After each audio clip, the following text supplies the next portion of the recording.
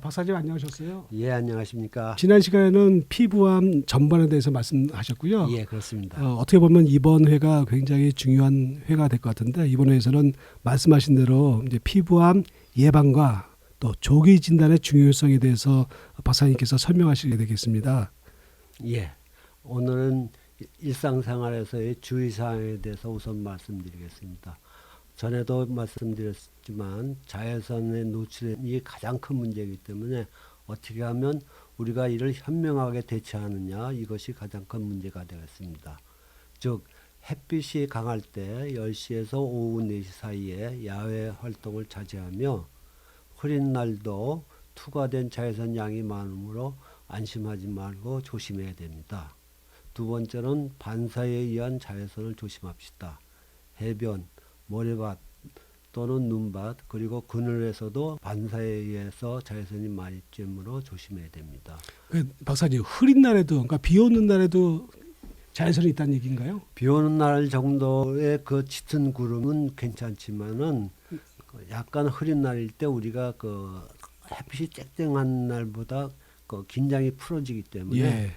오히려 그때 노출이 많이 되는 경우도 종종 있습니다. 아, 예. 또한 그 TV 등 매스컴의 일기예보 또는 전화기에서 알려주는 자외선 지수 UV 인덱스를 참조하셔야 됩니다. 우리가 등산이나 또는 야외에 나갈 때 장마철엔 반드시 폭우 예보를 우리가 일기예보에서 예. 체크를 하죠. 예. 그와 마찬가지로 야외 활동을 계획할 때는 자외선 지수를 반드시 참조하는 것이 가장 좋습니다. 제가 이제 이 방송을 이제 그 교수님하고 준비하면서 하게 됐지만 그 자외선 지수라는 거 저 처음 들어봤어요.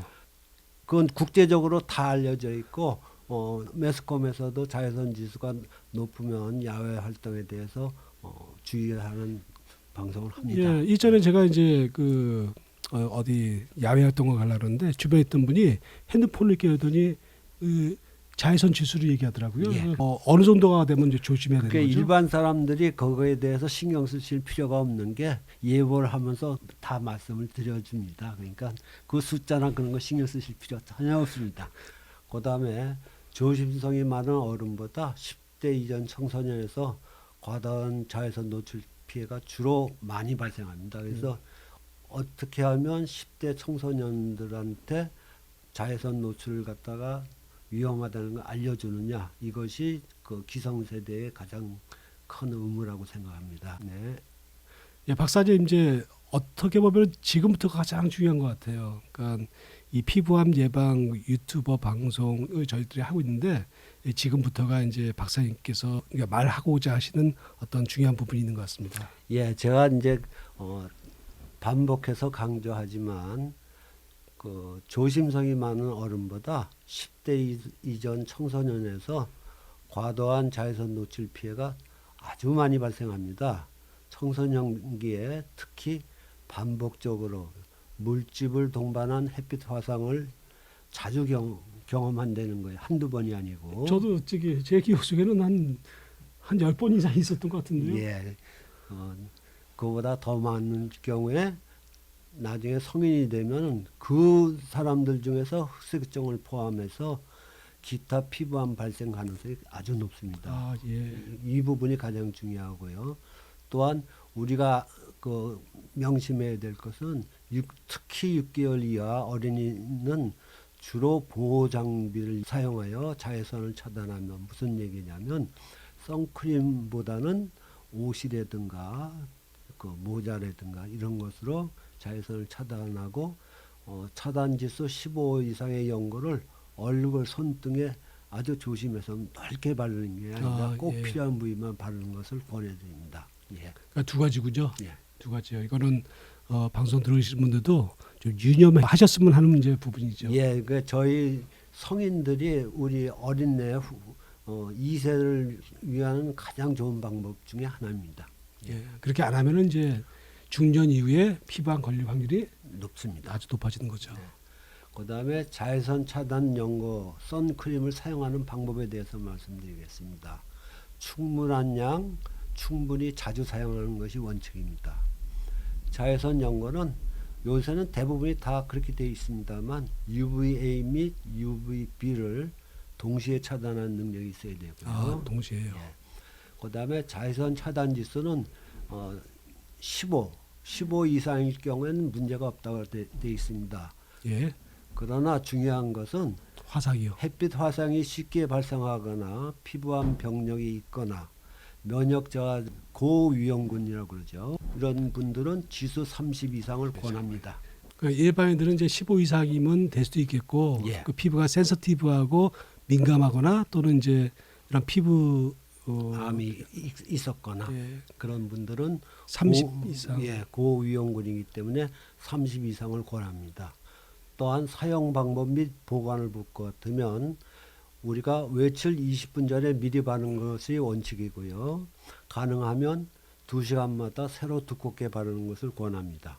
근데 이제 2시간마다 새로 발라야 되는데 저희도 이제 야외에서 운동하다 보면은 교수님 2시간마다 골프 칠 때 한 번씩 발라주세요. 저도 힘듭니다. 근데 이제 현실적으로는 힘들지만 현실은 힘들지만 네.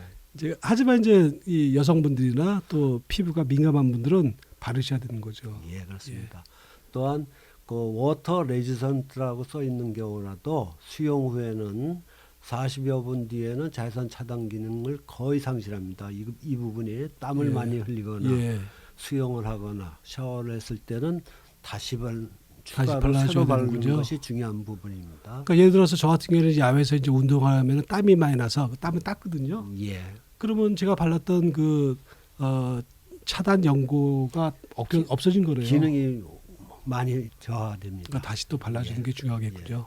또한 연고 보관은 아주 높은 온도나 햇빛에 직접 노출을 피해야 되고요. 예. 또 유효 기간이 써 있는 것을 반드시 확인하시는 것이 좋습니다.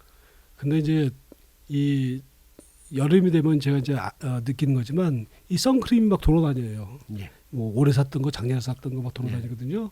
그러면 또 일일이 유효 기간 확인하기 쉽지가 않고 그냥 바르거든요. 우선 그 유효 기간이 아주 오래 지난 것은 그 유분막이 생겨가지고 분리가 돼버립니다. 그러니까 이 연고랑 물이랑 이렇게 예. 기름처럼 분리가 되는 거죠. 대부분이 분리되기 때문에 중요한 것은 어쨌든 유효 기간을 확인하는 습관을 길러야 됩니다. 알겠습니다. 예.